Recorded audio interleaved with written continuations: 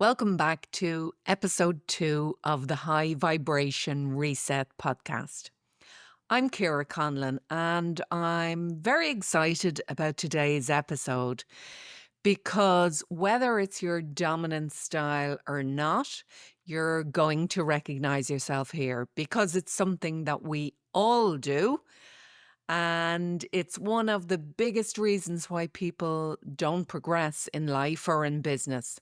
And that's overthinking. So, what about you? Have you ever spent so much time analyzing a decision that by the time you were ready to act, the opportunity had passed?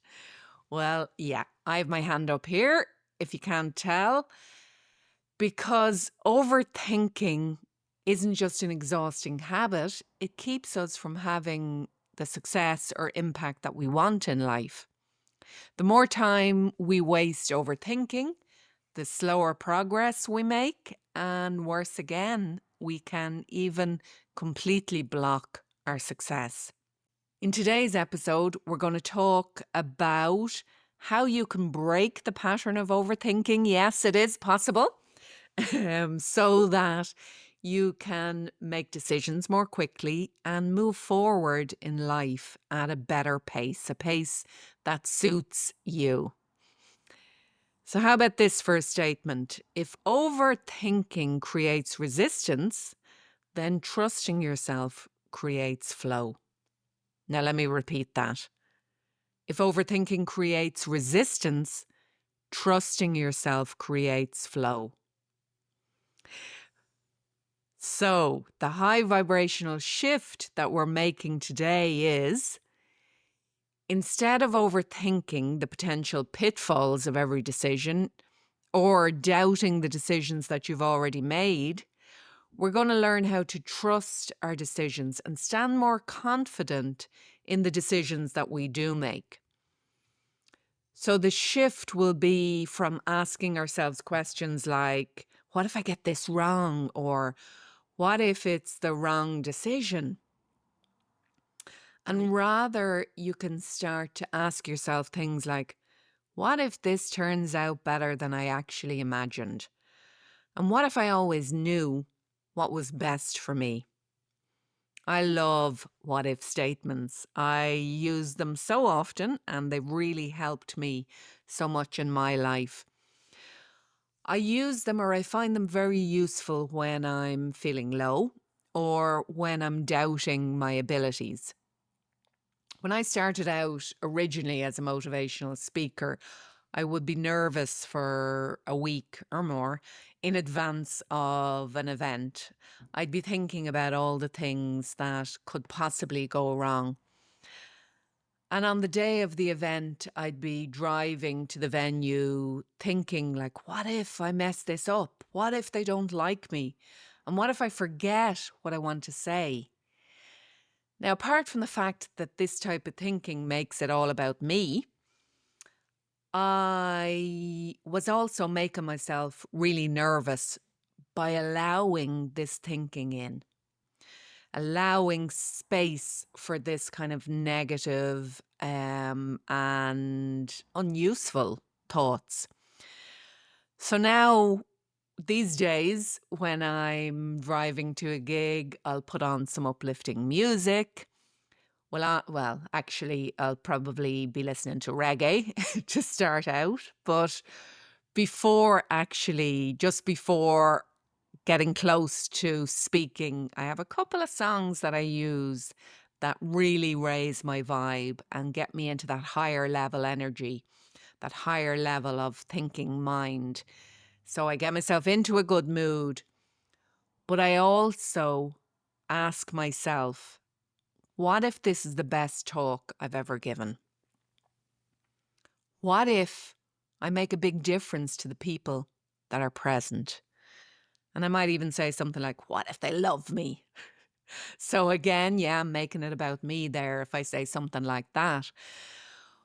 But these what if statements, I usually use them to shift my attention away from myself, away from this inner voice, and towards the audience, towards the people who are going to be present there.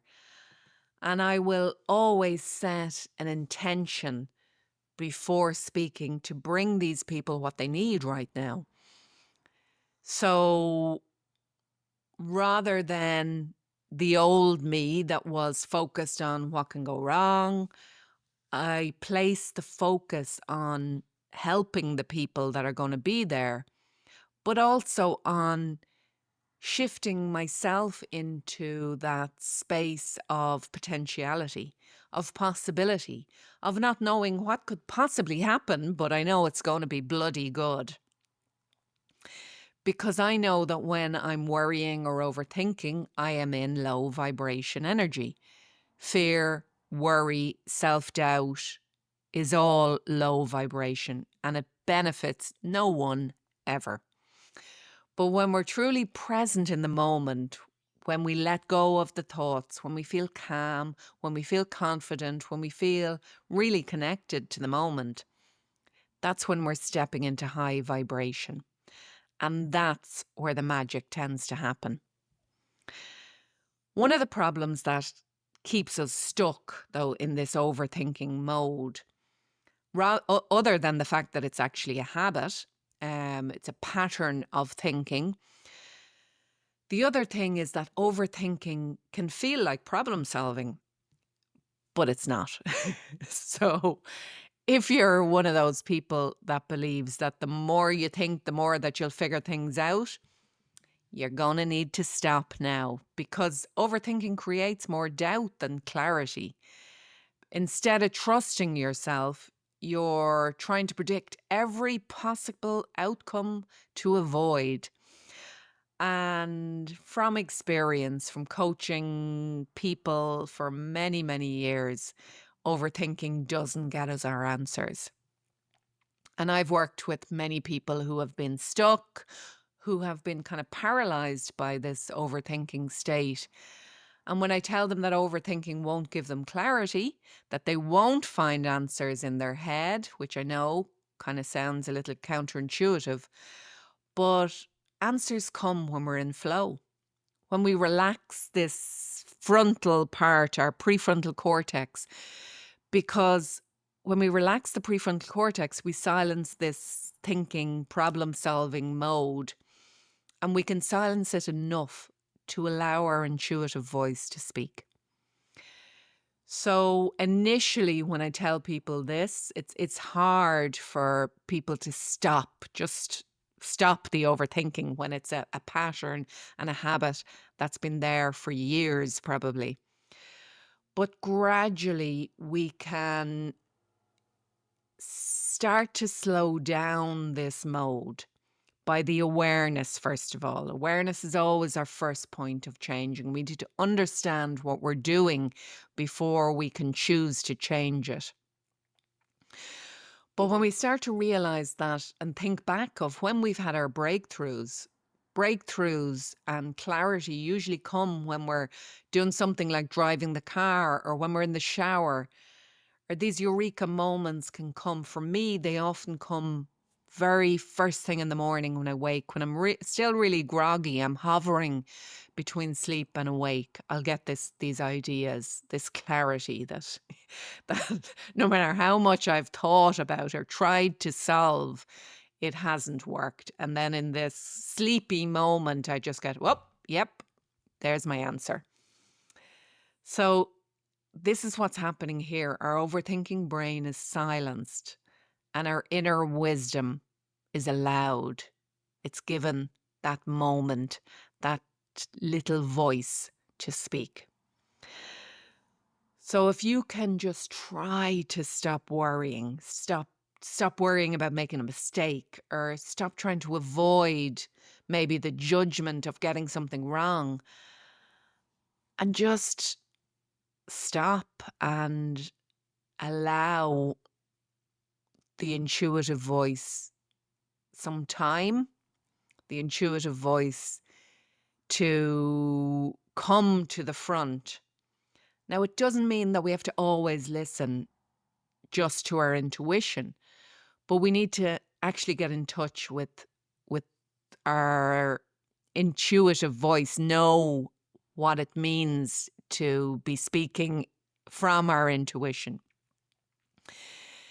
And if clarity comes when we're kind of getting on with it, it can also come when we stop thinking and just start to take action. By actually taking action, things become clearer. So many people wait for clarity, and they'll find themselves still waiting a year or 2 years or 5 years later. They're still waiting because they don't know what to do. So if that's you, you just need to move. You just need to take some action, whether we call it imperfect action. We just need to do something to get ourselves out of our thinking brain and into action mode. And this, I suppose, is a bit like the confidence paradox. You need confidence to take action, but confidence is actually built by taking action. So many women wait to feel confident before they go after a promotion or before they launch the business, before they actually raise their prices. But true confidence doesn't come first. It's the result of doing the scary things without fully believing in yourself. So what we need to do is take small, regular action to challenge ourselves in a small way very often, because this will build your confidence. This builds the confidence muscle and makes it easier to do the bigger stuff when the bigger opportunities come. So let's look at what you're actually going to do today to step into high vibration. So our high vibration reset today, and let's call it your personal trust ritual. So the next time doubt creeps in, instead of spiraling into your usual overthinking mode, I want you to ask yourself these 3 questions. The first is, what is my first instinct? So that intuitive voice is usually the first voice, and it mostly knows what's best for you. Now, as I said previously, you don't have to do it, but you just have to start by knowing it. What was your first instinct? The second question is, if I trusted myself fully, what would I do? So imagine you had this unshakable self-belief. If you did, what would you do? And the third question is, what's the worst that could happen? 99% of the time, when we look at the worst case scenario, we know we could actually handle it. So that can help us to stop worrying about things when we know actually, well, if this did go wrong, I could cope with that. So I'm just going to repeat those 3 questions. What is my first instinct? If I trusted myself fully, what would I do? And what's the worst that could happen? And after answering these questions, what one small action could you take right now that could reinforce this trust in yourself? So today, you can practice this by making a decision quickly without overthinking it. So whether that's just sending an email or choosing what's for dinner or setting some kind of a boundary, try and do it without overanalyzing it and see how that feels. Because when you stop overthinking and start trusting yourself, you become unstoppable. And becoming unstoppable leads me to the next episode of this reset, because next time we're going to look at getting recognized and valued for what you bring to the table. So if you've ever felt like people don't fully see your worth, episode 3 is for you. And I'll see you there.